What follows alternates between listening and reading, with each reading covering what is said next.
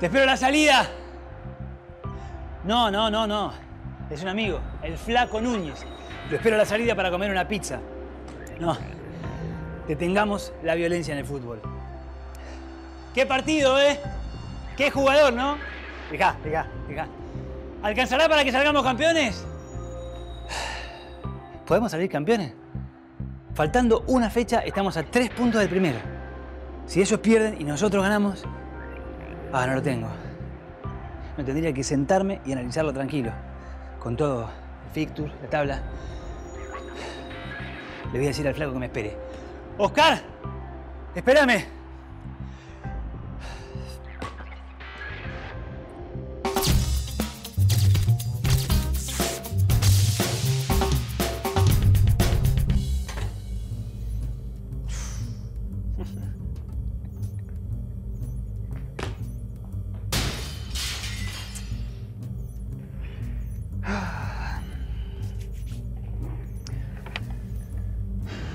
A ver.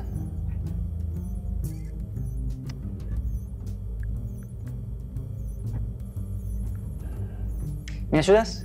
Desde ya, dame los datos. Toma nota y abrí la tabla de posiciones. Descosidos. Nosotros tenemos 33 puntos. El que va primero, Rotos, tiene 36 puntos. Y Remendado, que va segundo, tiene 35 puntos. En la próxima fecha juegan Remendados contra Rotos. Siendo así, después de la última fecha tendremos que 1. Descosidos puede sumar 36 puntos como máximo. 2. Si gana Rotos, suma 39 puntos. Por lo tanto, lo pasa a Descosidos. 3.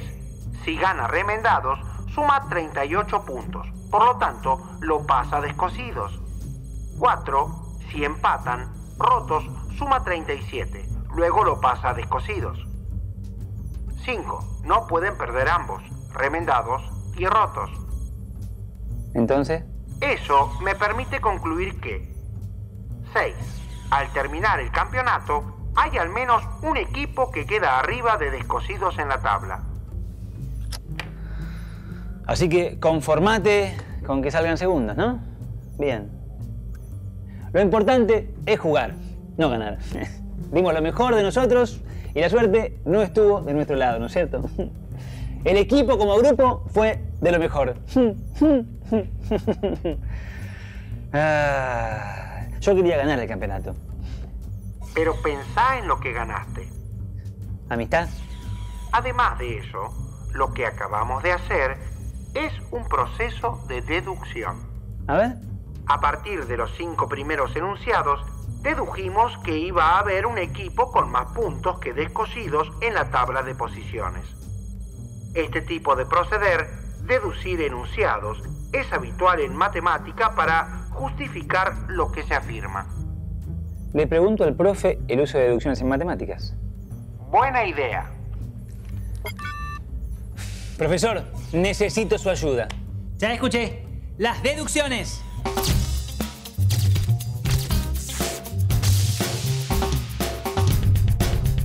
La deducción es un tipo de razonamiento que hacemos los seres humanos que nos asegura que si partimos de algo verdadero, tenemos garantizado que lo que concluimos es verdadero.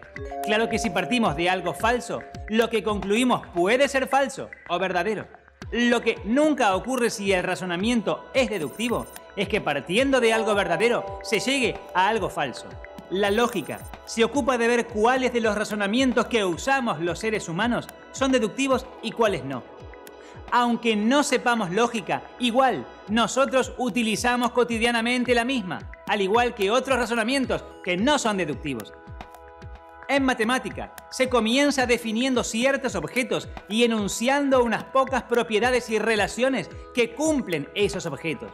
A partir de esto, y por deducción, se obtienen otras propiedades de dichos objetos. Todos aquellos enunciados que se deducen de cierto conjunto de definiciones y propiedades iniciales son los que en matemática se llama teoremas. Lo más habitual en matemática es que se enuncie primero la propiedad que se supone que es un teorema y luego se pruebe que efectivamente lo es, deduciéndola de lo que se tomó como punto de partida. Por ejemplo, se nos puede ocurrir que un teorema de la geometría es: no se puede construir un triángulo que tenga dos ángulos obtusos. Para ver que efectivamente es un teorema, debemos demostrarlo, es decir, deducirlo a partir de otras propiedades y definiciones. Lo podemos hacer a partir de la propiedad de los triángulos de que la suma de los ángulos interiores de un triángulo es de 180 grados. Y de una definición de ángulo obtuso que dice: un ángulo obtuso mide más de 90 grados. Con lo que dos ángulos obtusos suman más de 180 grados. Y por lo tanto, obtenemos el teorema: dos ángulos obtusos no pueden ser ángulos de un triángulo. Cada vez que resolvemos un problema de geometría, estamos de algún modo obteniendo un teorema a partir de otros. ¿Teoremas como los de Pitágoras o de Tales? Justamente de eso nos vamos a ocupar hoy. Nos ocuparemos de la obra de Tales de Mileto, a quien se considera uno de los 7 sabios de Grecia. Pero me espera el flaco Núñez para la pizza. No, le tengo que decir además que no vamos a salir primero, que no tenemos ninguna chance. Pues no sé, tal vez sea mejor que me quede acá y que no vaya. Así le mantengo la ilusión por un ratito más, ¿no? Concentrémonos, Maxi. Sí.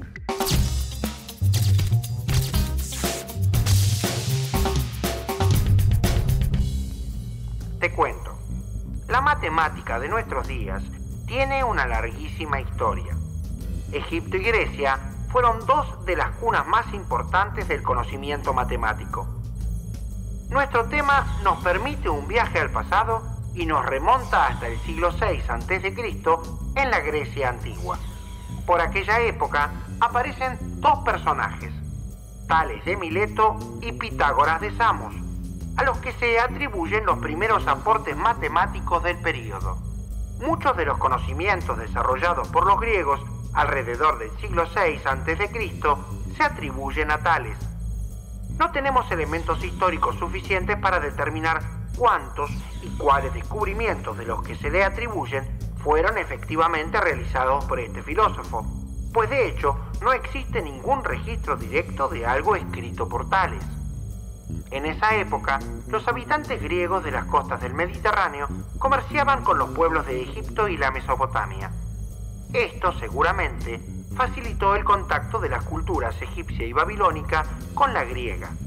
Al parecer, Tales aprendió la matemática antigua en sus viajes a esos valles. Pero, ¿quién fue Tales de Mileto? Pregúntale al profesor. Pensé que... Profe, ¿quién fue Tales de Mileto? Un tal Tales. Estamos siempre en sintonía para los buenos chascarrillos. Tal Tales. Ay, Maxilín. Apenas un juego de palabras.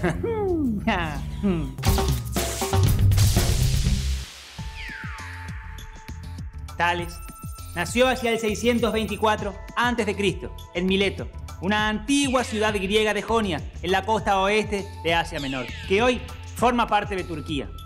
Y murió asimismo en el 546 a.C. Las referencias acerca de su vida son confusas y hasta contradictorias. Sin embargo, muchos de los desarrollos matemáticos que se le atribuyen se mantienen hasta nuestros días.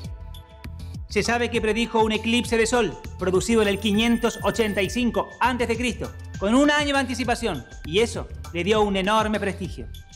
Este pensador fue el primer matemático que hizo geometría deductiva. La tradición matemática le atribuye la autoría de 5 teoremas de gran importancia. ¿5 teoremas?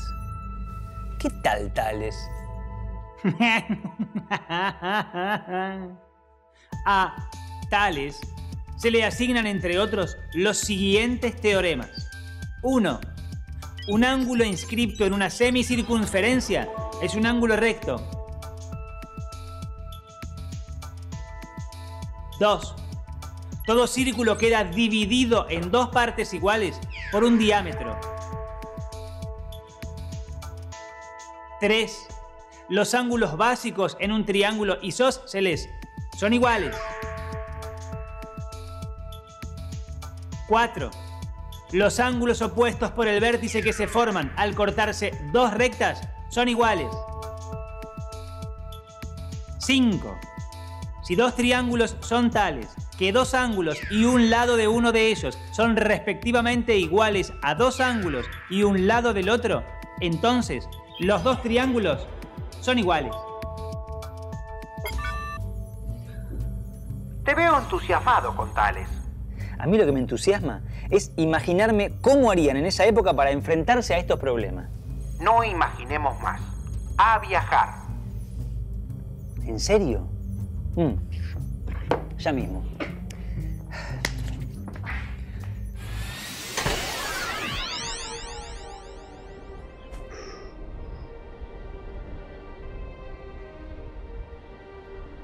Disculpe.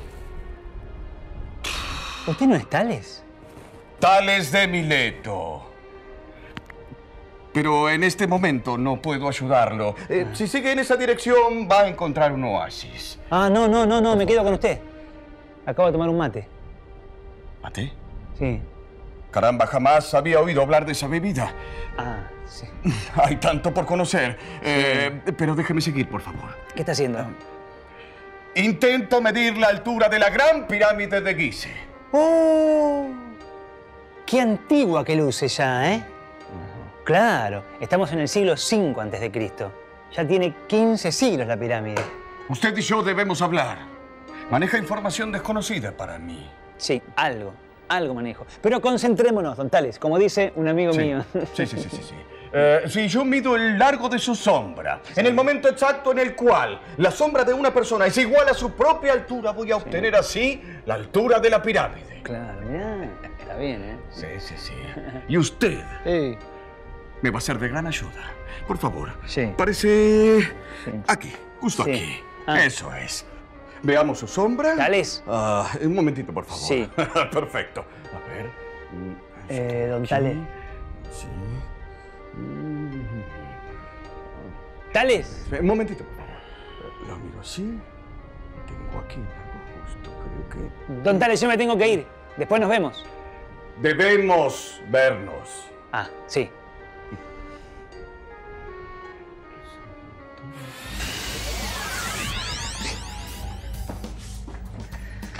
Genial. Quiero ver cómo estaba aplicando su teorema para esa medición. El razonamiento parece surgir de una observación empírica. Tales creyó que en el momento en que la sombra de un objeto coincide con su altura, esa coincidencia también sería válida para cualquier otro objeto, por ejemplo, una pirámide. Así fue como pudo calcular la altura de la gran pirámide de Gizeh a partir de la longitud de la sombra que proyectaba. Pero para ver la aplicación del teorema, habla con el profesor. Profe, estuve con Tales midiendo una pirámide. Esa fue la aplicación que le encontró Tales a su teorema más conocido, el que lleva su nombre. Una aplicación interesante de esta observación es la posibilidad de medir de modo indirecto la altura de un árbol o de un cuerpo cualquiera. En el gráfico, D representa la altura desconocida que se quiere calcular. C es la sombra de D. A es la altura de un objeto que se puede medir directamente. Y B, la longitud de su sombra. El procedimiento consiste en medir la sombra del objeto de altura inaccesible y en el mismo momento medir la altura y la sombra de un objeto accesible. Con esos tres datos y mediante cálculos sencillos se puede determinar la altura buscada. La semejanza de los triángulos que se forman asegura la proporcionalidad de los lados, es decir, que el número que indica el cociente entre D y C es el mismo número que indica el cociente entre A y B. En símbolos. Y a partir de esa expresión se puede obtener D, que es la altura real del árbol en cuestión, calculando... Gracias, profesor. Ya lo dejé plantado al flaco Núñez. Quedé con Tales que volvía. ¡Anda!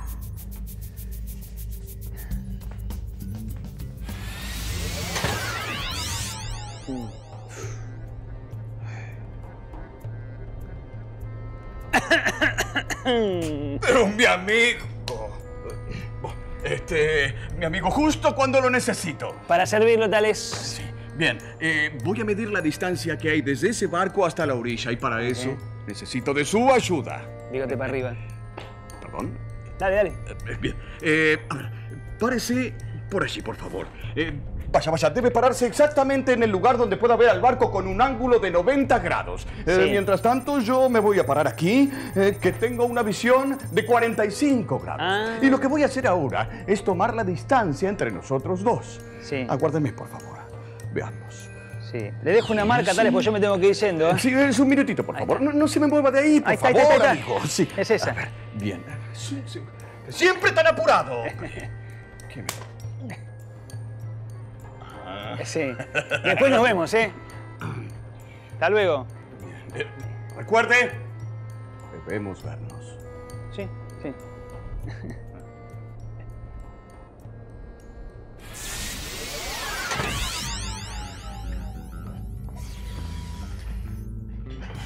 Vine rápidamente para que viéramos la explicación. Perfecto. Lo que acabas de vivir es la recreación de una de las hipótesis que existen sobre qué procedimiento siguió Tales para calcular la distancia de una nave a la costa.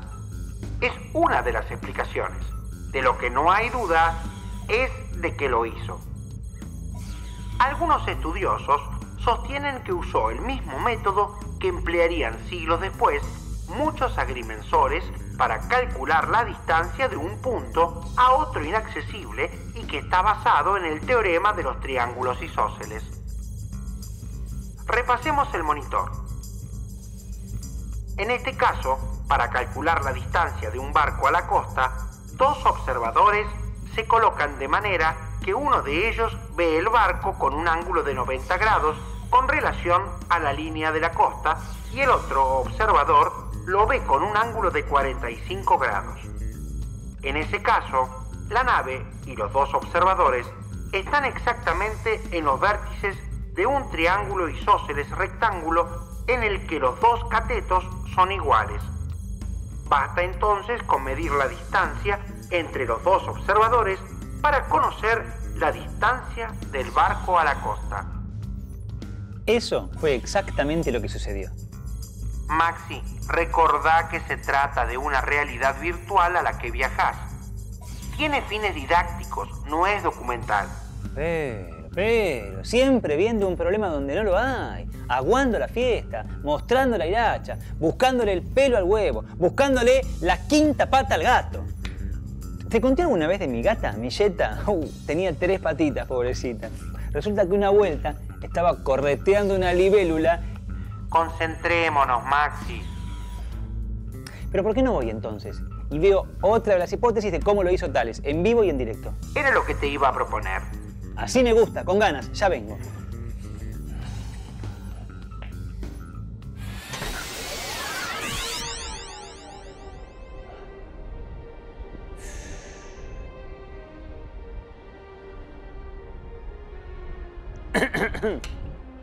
Pero, amigo, del conocimiento y las costumbres extrañas.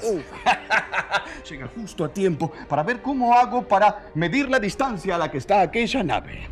Todo lo que tengo que hacer es tomar esta escuadra de madera y ubicarla de manera tal que uno de los listones quede en posición vertical con respecto al mar y el otro en posición horizontal.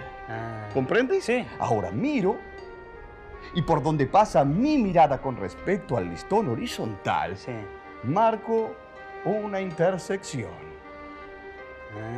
Eso es. Ahora, ¡a medir! Sí. Yo me tengo que ir. No. Sí. ¿Cómo que se va a ir ahora? Sí. Pero, amigo, antes de irse tiene que explicarme quién es usted. Sí. Es un tanto complicado, Tales. Caramba. Bueno, de todas maneras, tengo que decirle que fue un verdadero placer haber compartido junto a usted estos momentos únicos. No.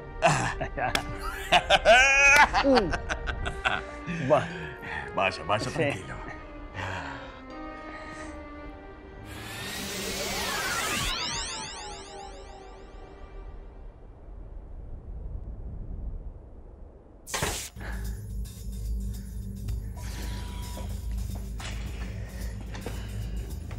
¿Vemos en el monitor cómo fue? Lo que viviste recién es la suposición que es considerada la más probable acerca del método usado por Tales para averiguar la distancia de la nave.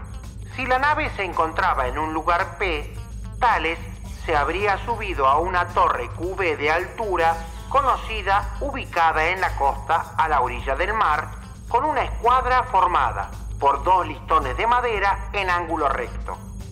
Parado en lo alto de la torre, habría colocado uno de los listones BA en dirección vertical y el otro listón horizontal hacia el mar. Desde A, habría lanzado una visual hacia el barco, la que determina un punto C en su intersección con el listón horizontal. Conocidas las longitudes de AB, AQ y BC, la semejanza de los triángulos ABC y AQP permite calcular la longitud de QP, que es la distancia buscada. Finalmente, se tiene que AB sobre AQ es igual a BC sobre QP, y por lo tanto, QP es igual a AQ por BC sobre AB. Este es el teorema que se conoce como el teorema de Tales. Es un caso de aplicación de ese teorema. Pediré al profesor que te cuente. Profesor, Teorema de Tales, ¿no? teorema de Tales. Para decirlo exactamente, cuando 2 rectas son cortadas por 3 o más rectas paralelas, los segmentos entre paralelas que quedan determinados en una de las rectas son proporcionales a los segmentos correspondientes que quedan determinados en la otra recta. Por ejemplo, tomemos 2 rectas, D y D', cortadas por 3 paralelas, A', A' y A segunda.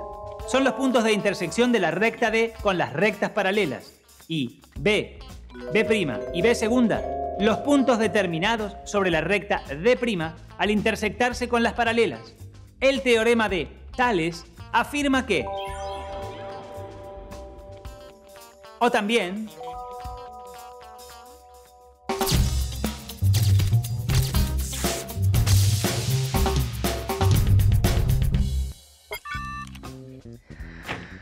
Hoy ha sido un gran día. No cualquiera ayuda a Tales en sus mediciones. Pudiste pasar de lo empírico a lo teórico y pudiste ver planteada la idea de demostración.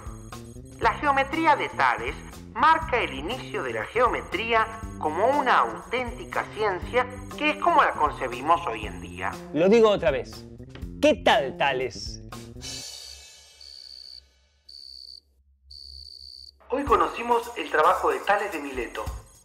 Supimos que la geometría griega surgió íntimamente ligada a la egipcia y en menor grado a la babilónica.